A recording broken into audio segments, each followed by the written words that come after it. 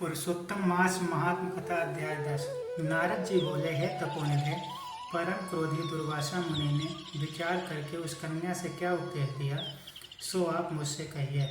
सूत जी बोले, हे द्विजो, नारद का वचन सुनकर समस्त प्राणी उपाहित कर दुर्वासा का गुप्त वचन बद्री नारायण बोले। श्री नारायण बोले, हे नारद, मेधावी ऋषि की कन्या के मुख दुख को दूर करने के लिए दुर्वासा ऋषि ने जो कहा वह सुनो।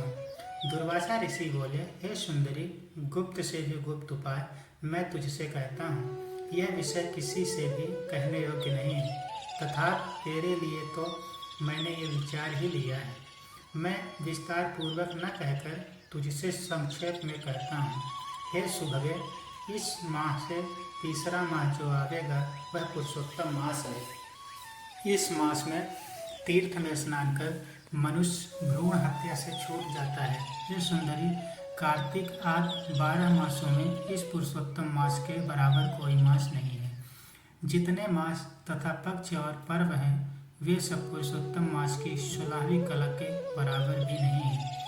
वेदोक्त साधन और जो परम पद प्राप्ति के साधन हैं वे भी इस मास की 16वीं कला के बराबर नहीं है। 12,000 वर्ग गंगा स्नान करने से जो फल मिलता है और सिंहस्थ गुरु में गोदावरी पर एक बार स्नान करने से जो फल मिलता है, हे सुंदरी, वही फल पुरुषोत्तम मास में किसी भी तीर्थ पर एक बार स्नान करने मात्र से मिल जाता है। हे बाले, यह मास श्री कृष्ण का अत्यंत प्यारा है और नाम से ही यह भगवान का स्मारक है। इस मास में पुरुषोत्तम भगवान की सेवा पूजा करने से समस्त कामनाएं सिद्ध होती है। अतः इस पुरुषोत्तम मास का तू शीघ्र व्रत कर। पुरुषोत्तम भगवान की तरह प्रसन्नता पूर्वक मैंने भी इस मास की सेवा की है। एक समय क्रोध में मैंने अम्बरीश राजा को भस्म करने के लिए अर्थकृत्या भेजी थी। सो हे बाले, तब हरि ने जलता हुआ सुदर्शन चक्र मुझको ही भस्म करने के लिए उसी समय मेरे पास भेजा। तब पुरुषोत्तम मास के प्रभाव से ही वह चक्र हट गया। हे सुंदरी, वह चक्र त्रैलोक्य को भस्म करने का सामर्थ्य रखने वाला जब मेरे पास आकर खाली चला गया तब मुझे बड़ा विस्मय हुआ। इसीलिए हे सुभगे, तू श्री पुरुषोत्तम मास का व्रत कर। इस प्रकार मुनि की कन्या को कहकर दुर्वासा ऋषि ने विराम लिया। श्री कृष्ण बोले, हे राजन, दुर्वासा का वचन सुन। भावों की प्रबलता के कारण असूया से प्रेरित वह कन्या मूर्खतावश दुर्वासा से बोली।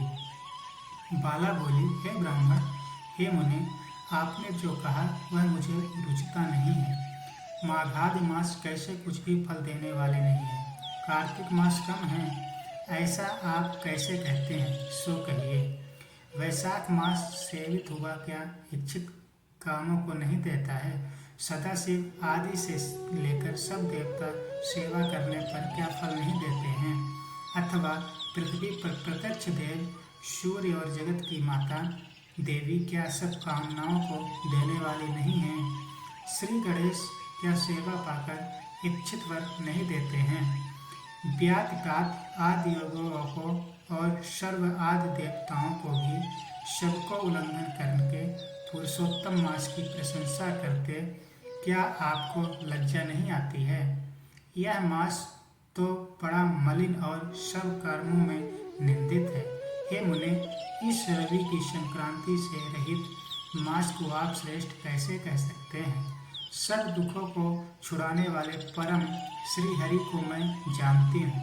हे देव, दिन रात श्री हरि का चिंतन करती मैं जानकी पति राम और पार्वती पति शंकर के सिवाय और किसी को नहीं देखती हूँ। हे विपेंद्र, अन्य कोई भी देवता ऐसा नहीं है जो मेरे इस दुख को दूर करे। अतः हे मुनि, इन सब फलदाताओं को छोड़कर कैसे इस मलमास की स्तुति आप कर रहे हो। इस प्रकार ब्राह्मण कन्या का कहा हुआ सुनकर दुर्वासा मुनि शरीर से एकदम जो ज्वालायमान हो गए और नेत्र क्रोध से लाल हो गए। इस प्रकार क्रोधाने पर भी कृपा करके मित्र की कन्या को शाप नहीं दिया और सोचने लगे कि यह मूर्खा है, हित अहित को नहीं जानती है, अभी बुद्धि इसकी पूर्ण नहीं है, पुरुषोत्तम मास के महात्म का विद्वानों को भी पता नहीं है, तो थोड़ी बुद्धि वाले पुरुष और विशेष करके कुमारियों को तो ही कहाँ हो सकता है। यह कुमारी कन्या माता पिता से रहित दुखाग्नि से जली हुई है, अतः अत्युग्र मेरे साप को कैसे सहन कर सकती है। इस प्रकार सोचकर कृपा से मन से उठे क्रोध को शांत किया और स्वस्थ होकर दुर्वासा मुनि उस अति विहल कन्या से बोले। दुर्वासा बोले, हे मित्र पुत्री, तेरे ऊपर मेरा कुछ भी क्रोध नहीं है। हे निर्भाग्य, जो तेरे मन में आवे वैसा ही कर। हे बाले, और कुछ भविष्य कहता है, सुन। पुरुषोत्तम मास का जो तूने अनादर किया है उसका फल तुझे अवश्य मिलेगा, इस जन्म में मिले अथवा दूसरे जन्म में मिले।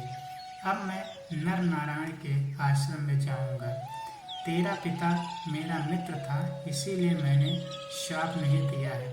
तू बाल भाव के कारण अपने शुभाशुभ तथा हिताहित को नहीं जानती है।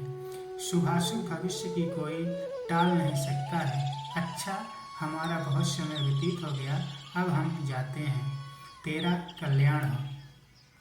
श्री कृष्ण बोले। ऐसा कहकर महाक्रोधी दुर्वासा मुनि शीघ्र चले गए। दुर्वासा ऋषि के जाते ही पुरुषोत्तम की उपेक्षा करने के कारण कन्या निप्रभा हो गई। तदनंतर बहुत देर तक कन्या ने सोच विचार कर यह निश्चय किया कि देवताओं के भी देवता, तत्काल फल देने वाले पार्वती पति शिव की तप द्वारा आराधना करूंगी। हे निप, मेधावी ऋषि की कन्या ने मन में इस प्रकार निश्चय करके अपने आश्रम में ही रहकर भगवान शंकर के कठिन तप करने को तत्पर हो गई। सूत जी बोले, बहुत फलों के दाता लक्ष्मीपति को और वैसे ही सावित्री पति ब्रह्मा को छोड़कर एवं दुर्वासा के प्रबल वचनों की निंदा कर वह ऋषि कन्या अपने आश्रम में ही अंधक को मारने वाले भगवान की सेवा के लिए तत्पर हो गई। इतसी बृहत्रार्धीये पुरुषोत्तमास्मि महात्मने दशमोऽध्याये। बोलिए श्री वृंदावन बिहारी लाल की जय। कृष्ण भगवान की जय। वासुदेवाय नमो नमः। जय श्री कृष्ण, जय श्री राधे। हरि हरि।